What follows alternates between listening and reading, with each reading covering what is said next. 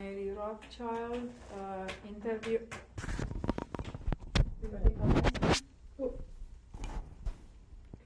Interviewing for the survivors of the Shoah Foundation. This is January 30th, 1995, and it's tape number 2. Well, I was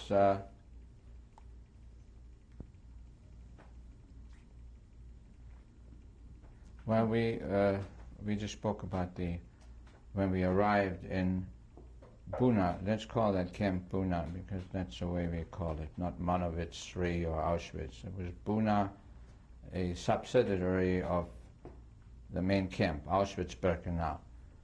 We arrived there by truck, and the first thing they did is undress us, naturally. We had, in fact, they had these big wash basins that were round and lots of faucets around it. And we had to sort out our own clothing. In other words, shirts in this one, pants in this one, watches in that one. My watch, they never got because it was smashed. You know, in the middle is a big center out of stone. That's my watch wound up. I remember that to this day. They left us a watch we could have. So everything we sorted it out for them. The only thing that we could keep was our shoes or boots. I had a pair of riding boots, in fact, which were very handy. That we could keep, but everything else we had to put there. We were naked. Then they took our hair. We didn't recognize ourselves. And they cut the hair everywhere. And then they put some disinfectant on it. I feel it burning today. And then they put the number on. And when we looked at each other, we didn't know who we were. It was that was very emotional. And then we were numbers. And they gave us a pair of underpants and undershirt, not the way you think it should be. It was, in Yiddish you say schmatte. In English you say rags. There were more holes and more patches than there were a part of underpants or undershirt. And in that we stayed, I don't know, maybe a week, maybe 2 weeks. They called it quarantine.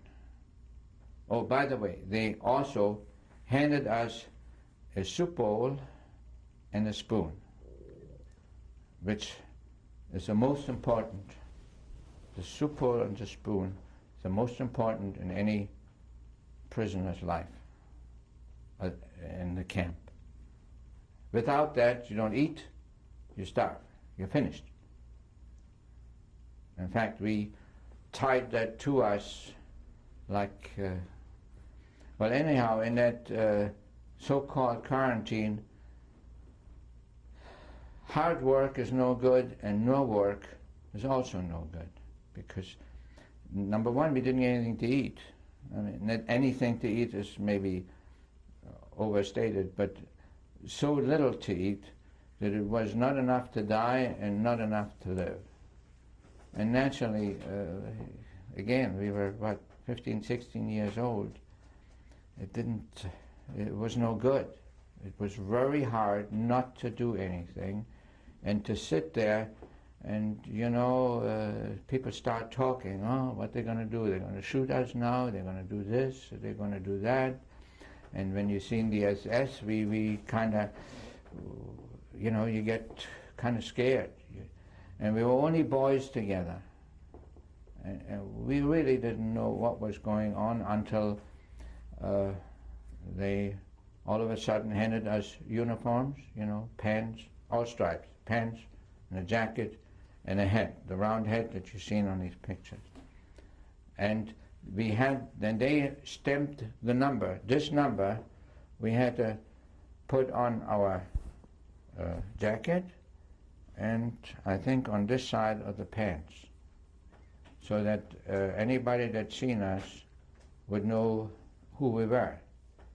And I don't know whether you know about it, but everybody was marked. In other words, first was a triangle in red, and over that triangle was a yellow. The red triangle meant political, the yellow meant Jew. The green triangle were the lifers, non-Jewish, German lifers. I mean, lifers, murderers. They didn't just murder the Jews, they murdered, one of them murdered his mother, the other one was a bank robber. I mean, the scum of the earth. Those were the controllers of us. Those were the people that ran the camp.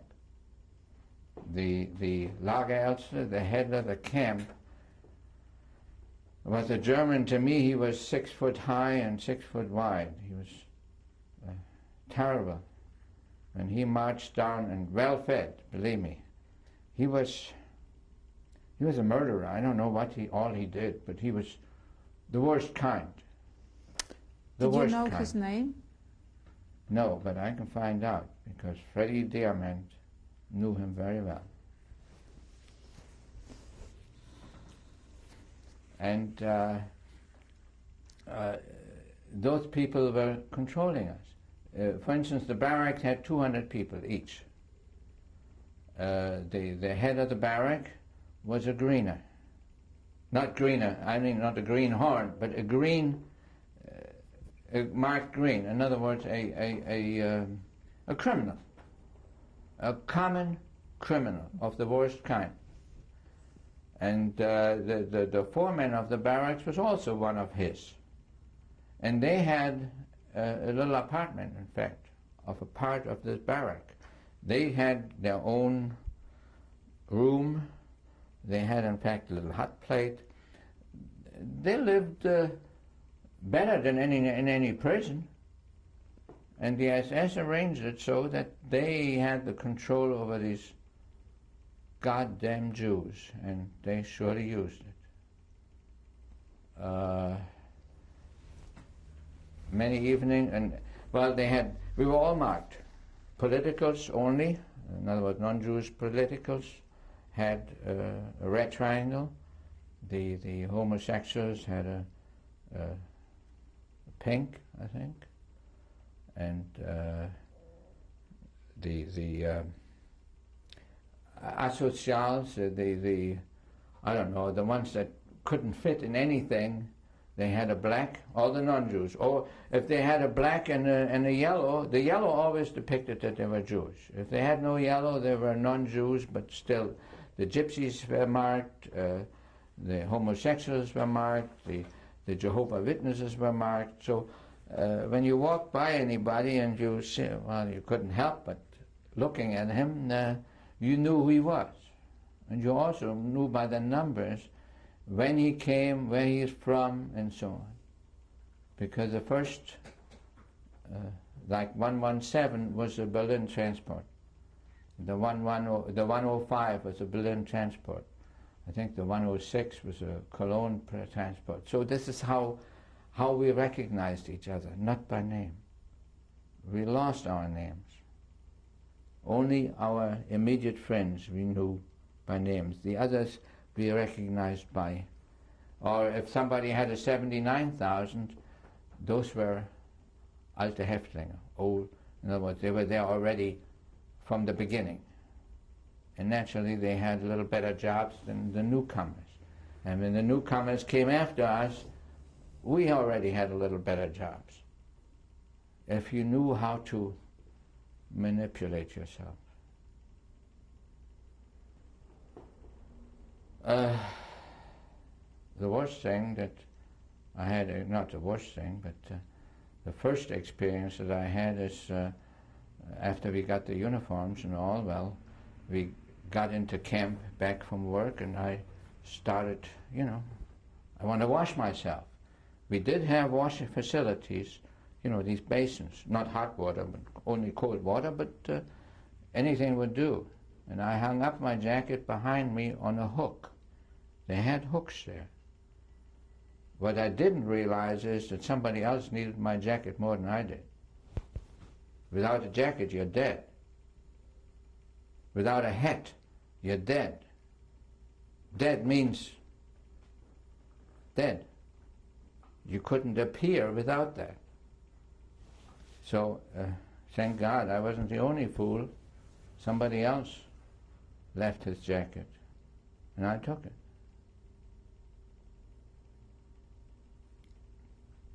I'm not very proud of that.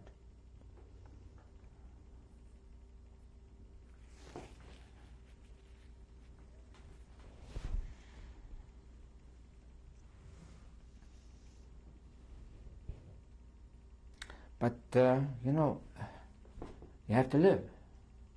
Anybody and everybody has a drive to live, no matter how tough it is. So, naturally, you're being taught very quickly the hard way, the things that you have to do to survive. Same thing in when we were sent to work. The first, well, I wasn't there only one day there. We had to carry cement, which is was Todeskommando, death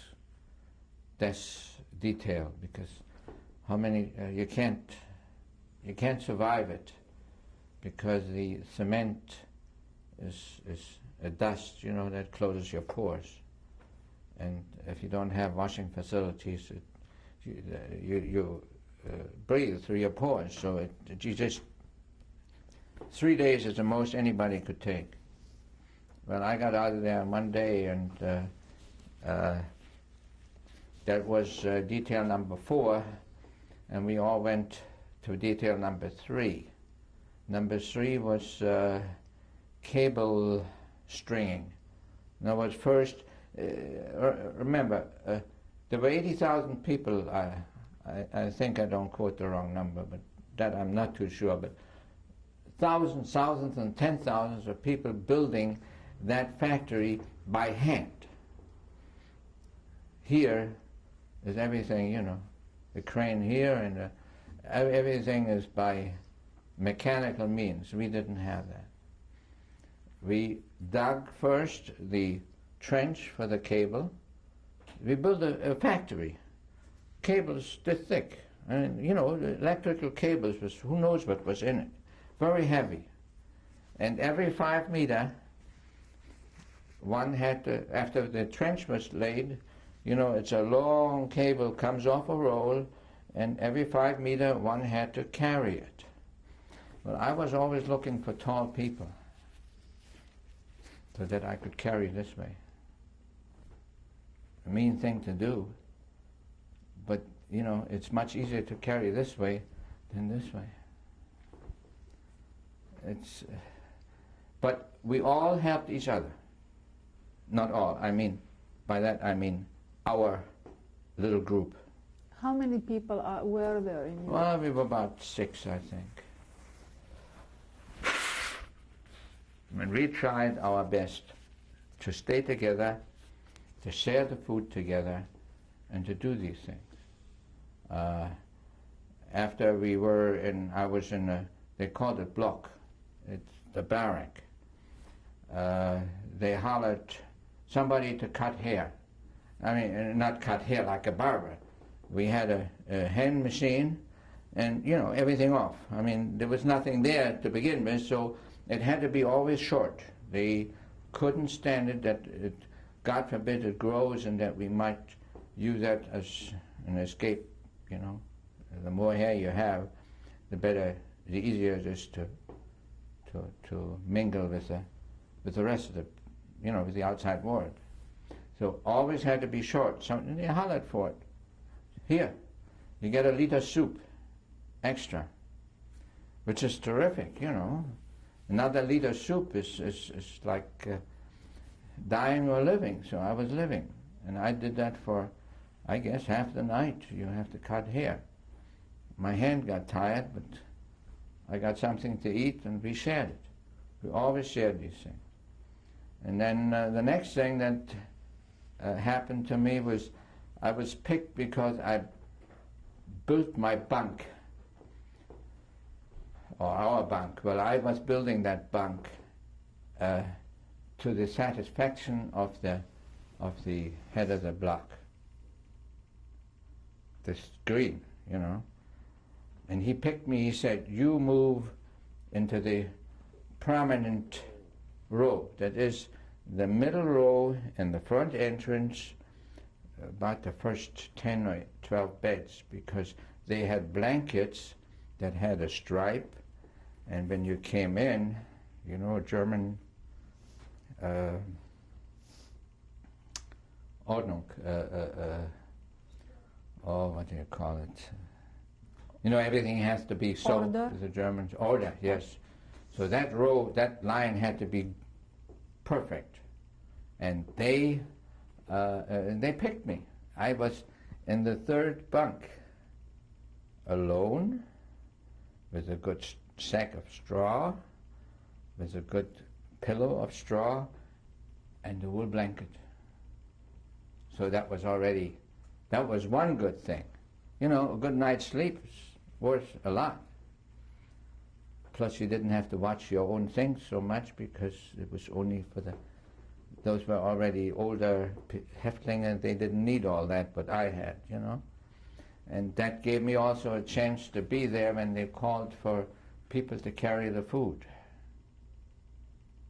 So I carried food, I carried the coffee in the morning, which they called coffee, the soup in the evening, and we had to also wash the kettle, but they couldn't get everything out, so whatever was left in the kettle was ours to wash, the guys that washed it. So we had more to eat. And again, we shared all that, which helped all of us. What I want to say is, by doing these things was your only way to survive.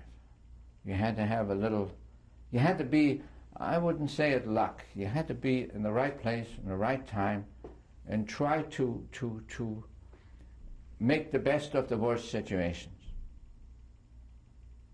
And I think everybody that survived, well, maybe not everybody, but 99% of our survivors had something extra, had somewhere somebody to help them to just survive this.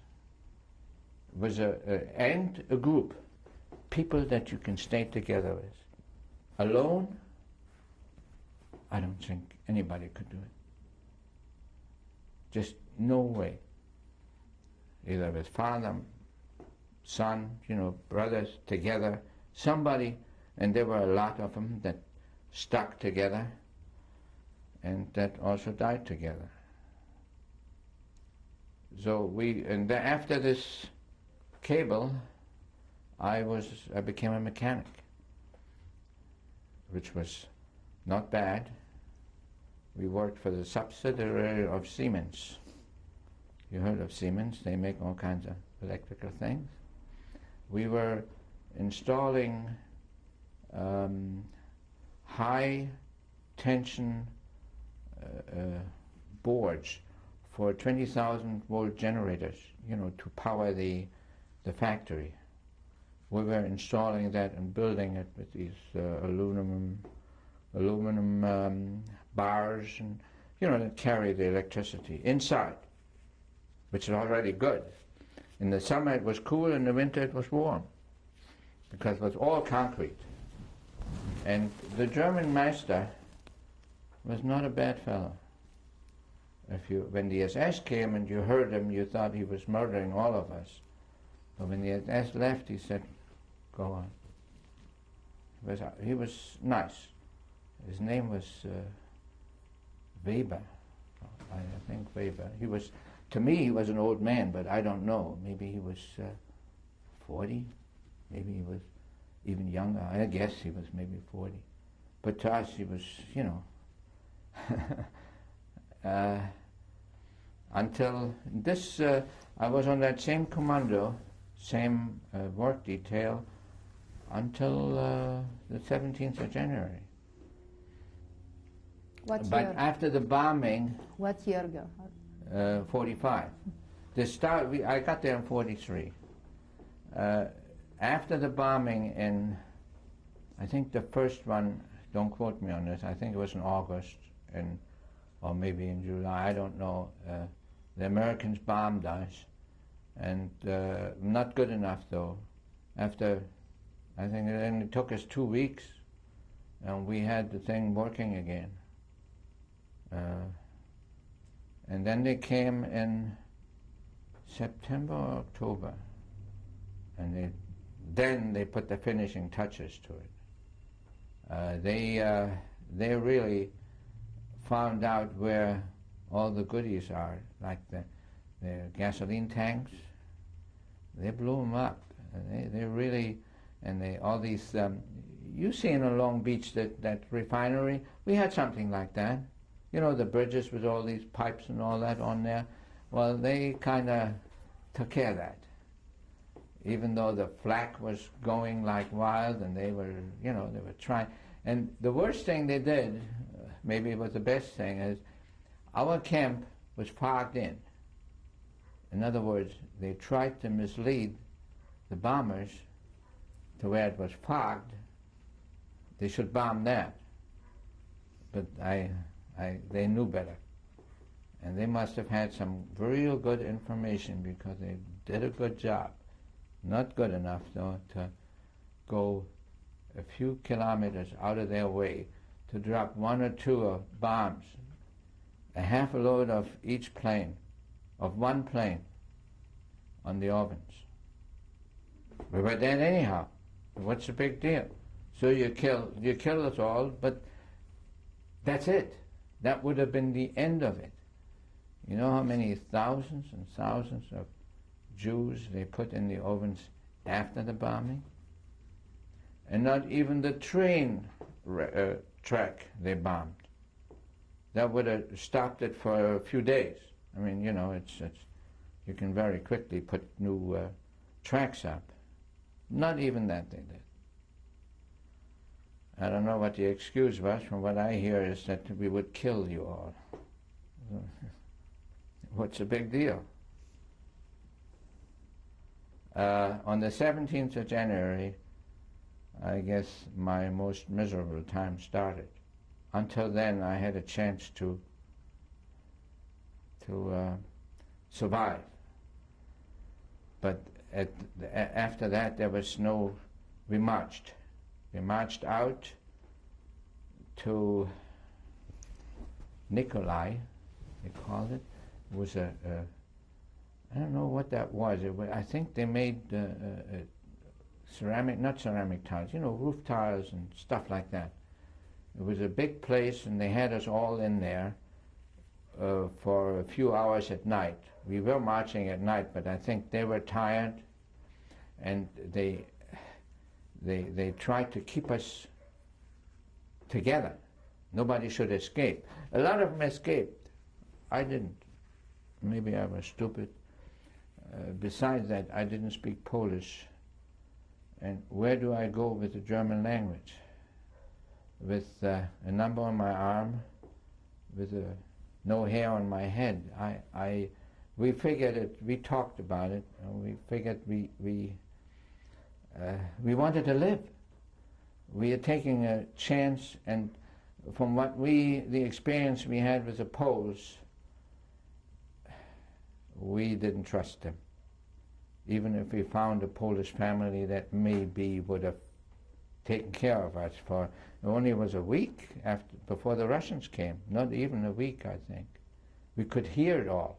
You could hear the guns and the tanks. You could hear the rattling of the tanks.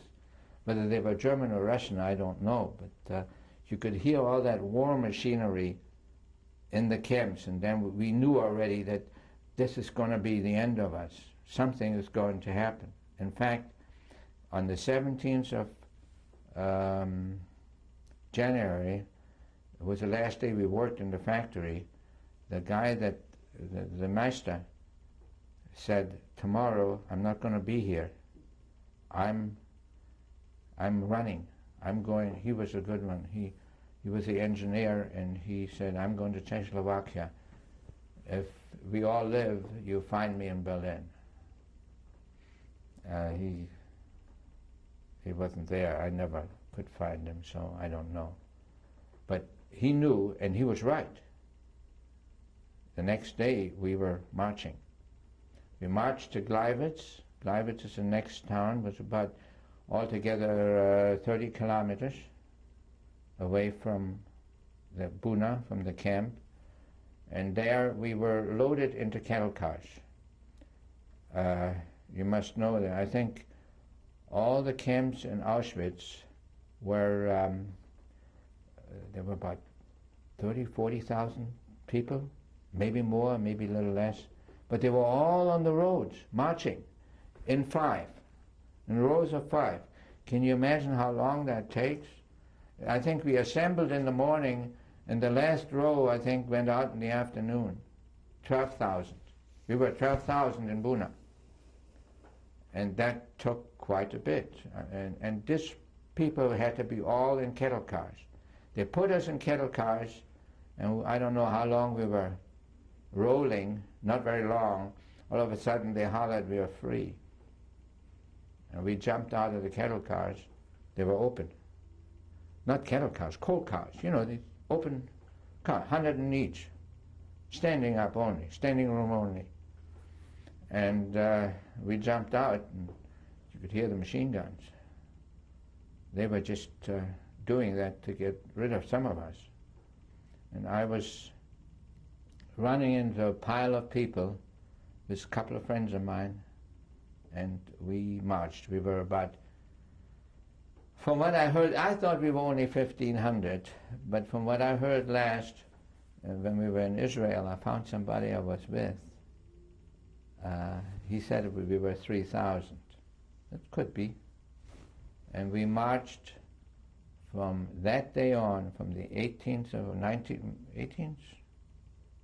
Could be 18th, 19th of January to the 23rd of April, I myself was on my feet. With hardly any food, with no sanitary conditions, no bath, nothing. We looked bad. We didn't look white anymore. We looked brown. Full of lice, naturally. And I never was sick. But the best, well, I talk about that later, but I managed to always keep walking. How? And I was with a good friend of mine, Benjamin.